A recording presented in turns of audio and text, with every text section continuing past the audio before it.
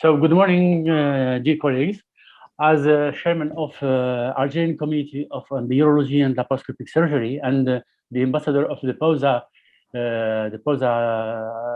of urological surgery, I would like to share with you the reality of our ground in Africa, the reality of this in Africa, lessons to be learned. First of all, I would like to thank the organizing committee for this nice meeting, especially UMERS and the Hellenic Urological Society for this kind invitation. So no conflict of interest to declare. As you know, in Africa we are 54 countries, and Africa is in the second part of population after Asia. And my country is at the top of the Africa, Algeria. This is a little bit some information about the geography. So today we have a lot of questions to ask us. The reality, what happened in Africa in urology. We have certainly international guidelines to follow. We have materials and devices. Technical platform, it depends of the country where we are, the financial situation, and the cost of every procedures. So in 2022, we have a lot of ways to remove the stones. We have medical exposure therapy, SWL, in the urological procedures, and the percutaneous nephrostomy, uroscopy, laparoscopic surgery, and open surgery. But nowadays, open surgery is still widely practiced in uncommon countries. You might see on the screen, this is my personal collection of stones collected 25 years ago. You might see big and hard stone in my hand. So today, the reality, I would like to share with you the reality of this lecture is the reality of our ground. As told us the English scientific writer, science fiction writer Arthur Clarke, I don't pretend we have all the answers of the questions, but the questions what are certainly worth thinking about. So I totally agree with you. We have guidelines for proximal and distal ureter stones. We can manage it. We have guidelines to kidney stones and lower port stones. We have percutaneous procedures, SWL and uroscopy, and we can mix about 2 or 3 procedures. For your information, we launched this year under the umbrella of POSA, the first in the history, the first POSA survey project. I launched it this year, and I have 9 countries for 9 countries. The replay of this survey for 9 countries. As you might see in Algeria, in my country, we are at between 500 and 1,000 urologists, and in the other countries, as Ethiopia, we have inferior than 50 urologists. The activity of the urologist is the same in the private on the state hospital.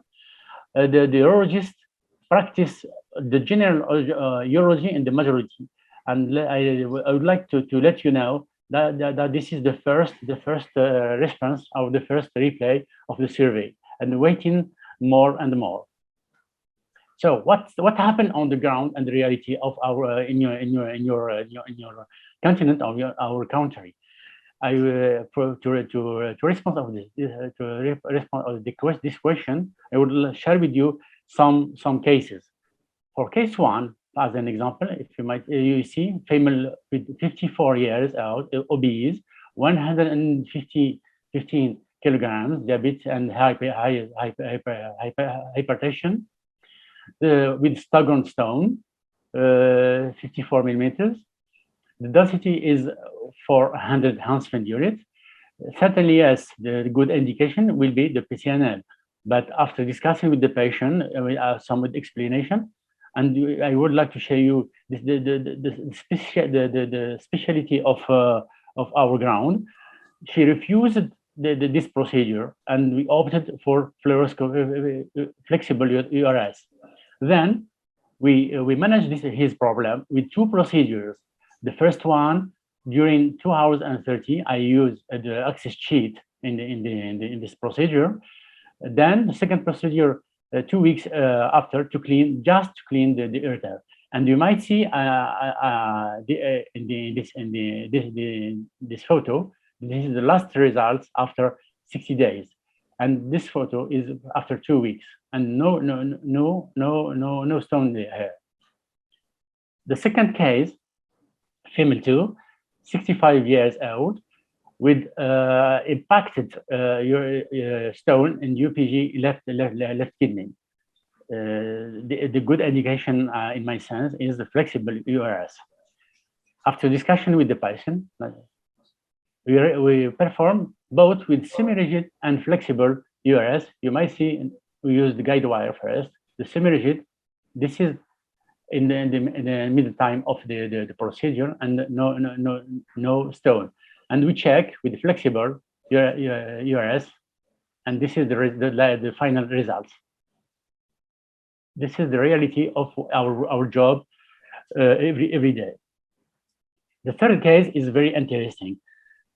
27 years ago, I met this stone, this big stone, managed by open surgery. You might see 7 centimeters. Then 20 years later, I met the same case in my practice, daily practice, and I managed it with endourology.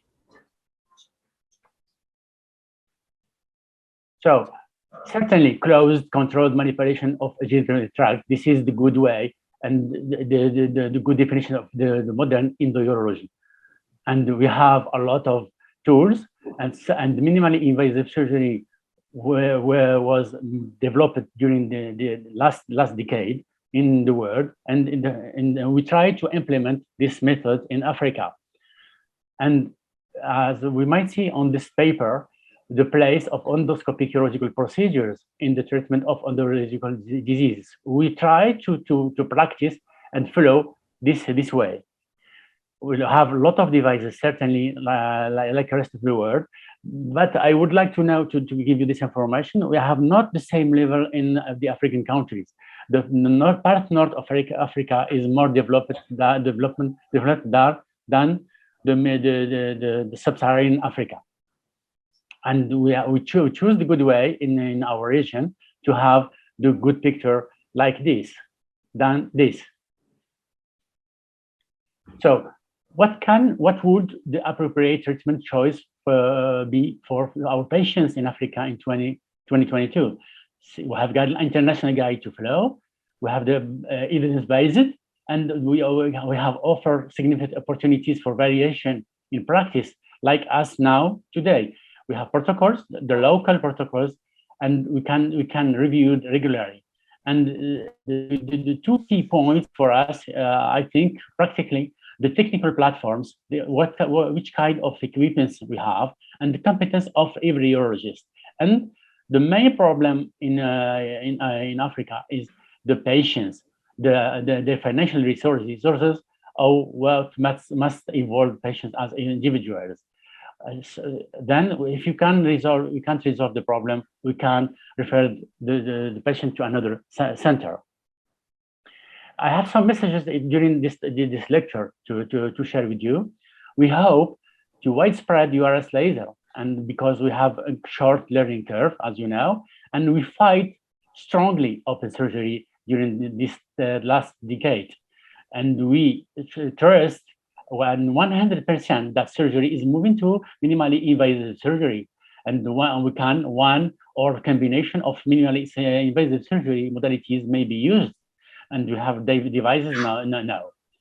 So we push our young urologists, African urologists, to be honest, to have a good indication, procedures, choice, and the cost, and we share our experiences with African colleagues. That will lead to the success management of all aspects of endourological management that requires certainly competence and equipment. Through our survey received from POSA, I would like to let you know some suggestions from him. They need more teaching of endourology and regular training. Then we ask all the colleagues, we push our colleagues to follow strongly the international guidelines, especially in the majority EIU guidelines. And we ask us for the cooperation South-South in Africa and North-South, South and second part. And all them push our societies as in Algeria, ASILAS, Algerian Community of Endourology and Laparoscopic Surgery, where I am chairman in this year, to ask authorities to invest in endourology, to push authorities to cover fees and lowering costs of disposable materials, and push African companies to have good equipment and maintenance too. So with cooperation, North-South cooperation, we can develop our database and to perform or implement subspecialties as in the urology. And final point, we can have the POSA guidelines as EIU guidelines to lead to the endourological spirit, OPPD, or to observe the good practice and progress with our masters, and with everyone then can develop his skills. I would like to end my practical lecture with you with two nice slides. The first one from Benjamin Franklin, the quote of Benjamin Franklin: without continual growth of progress, such words as improvement, achievement, and success have no meaning.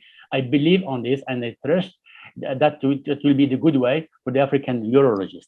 And the last slide, this is the nice picture from my home city in the spring, and the autumn, the left side, and the snow in my home city. Thank you very much for your attention.